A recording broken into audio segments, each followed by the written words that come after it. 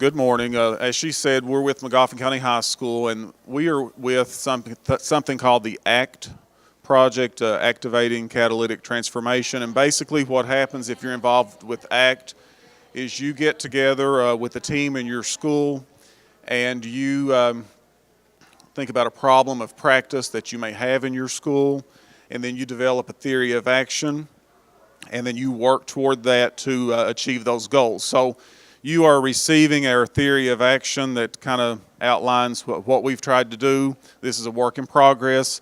With me today, I think I failed to mention, I'm the principal at the school. This is Andrea Parsons. She's an art teacher, and she's also the community engagement coach for the project. And Jason Arnett, who is a biology teacher and an assessment coach with the project.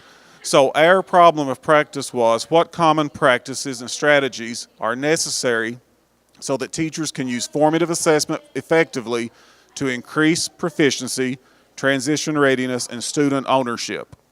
So we're looking at essentially probably the same problem that everyone else looks at from time to time, and that is to increase proficiency. First of all, we looked at what we would want our students to do here. And we wanted students to be more involved in their own learning and to have more ownership. So the first thing was that they would set individual proficiency goals, they would self-assess and monitor progress, and then in the end they would celebrate success. And these goals were set based on using the CERT diagnostic testing, which CERT stands for College Equipped Readiness Test and is aligned with the ACT.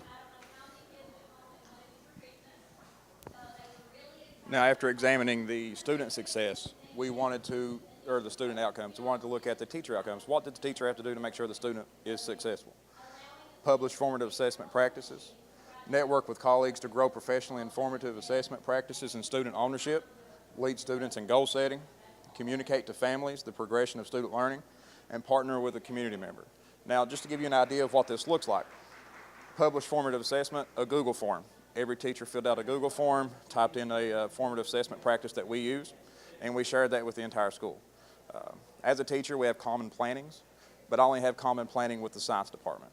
I don't get to see what the English department, the math department is doing in their formative assessment practice. So this allows for pretty much a school-wide PLC without the time set aside for it.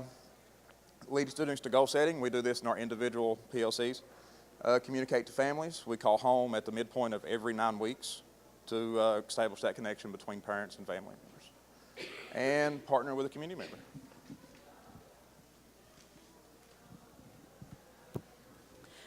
And because I am the community engagement coach, I was able, the community members will partner with a teacher and publicize their support and partnership with the business in place, serve as a guest speaker in the chosen class, and celebrate the student growth success. Now, to see what this looks like as far as like when the raw data comes in, we can look at the status of our current project. Students have participated in ACT goal setting in our PLCs, and we've used CERT to set those goals and monitor those goals.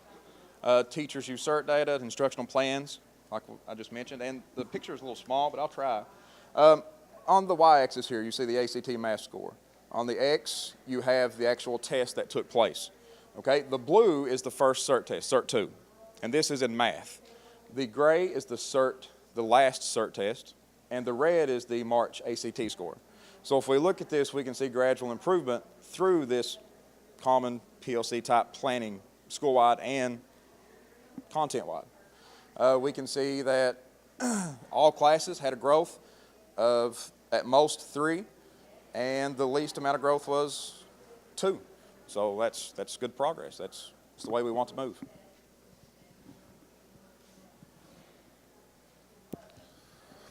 This slide basically references the Google form that Jason mentioned earlier, and just to underscore that, because this did start out as an instructional playbook, we wanted to highlight those practices that were being used school-wide. But if you're downstairs and I'm upstairs and I don't get to see you very often and we don't have a common planning, you might be doing something in your room that's very successful, And we just wanted teachers to publish those through this form, and then that's shared with everyone.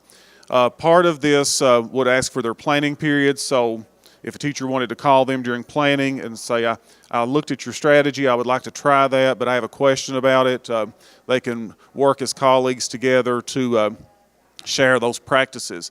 And I feel like this is more successful than if I hand the strategies out, because these are teachers working together. And I send out an instructional strategy in a Monday memo every Monday in an email.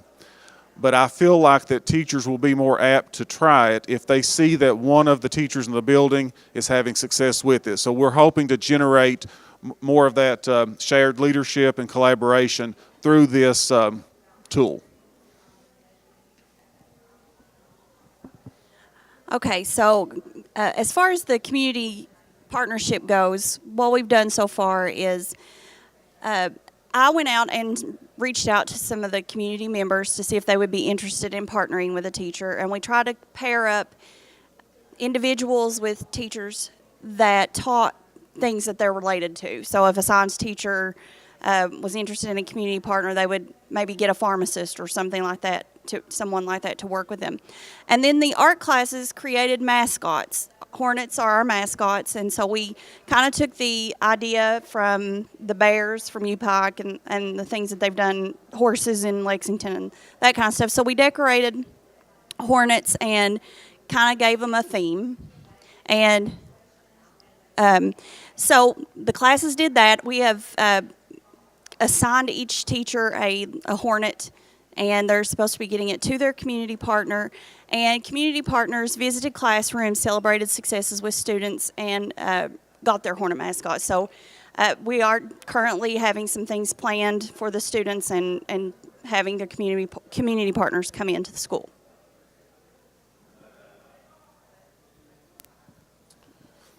And to highlight why we did the Hornets, we wanted to create some talking points in the community around academics. And especially if you're in a high school, most things that your community knows about your school is what you're doing in sports or what you're not doing. That's usually where the talk is. So we wanted to have these Hornets displayed so that maybe as business patrons come into these businesses, they might ask the person, what's this about? And then that business or community partner could say, well, I'm partnered with Kelsey Salyer's chemistry class, and this is what they're doing in chemistry, and you wouldn't believe what high school students are expected to do these days. So we're just trying to generate some academic conversations as we work toward proficiency. And our next steps here, as we move forward, we know that we need to expand this. We focused on CERT, which was more language arts teachers, math teachers, science teachers. Well, we know we have more teachers than that. We have our career and tech program, and we need to establish those business partners.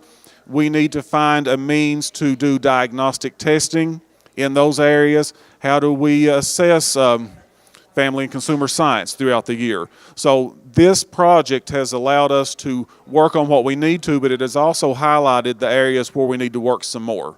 And that would be what we would continue to do as we move forward.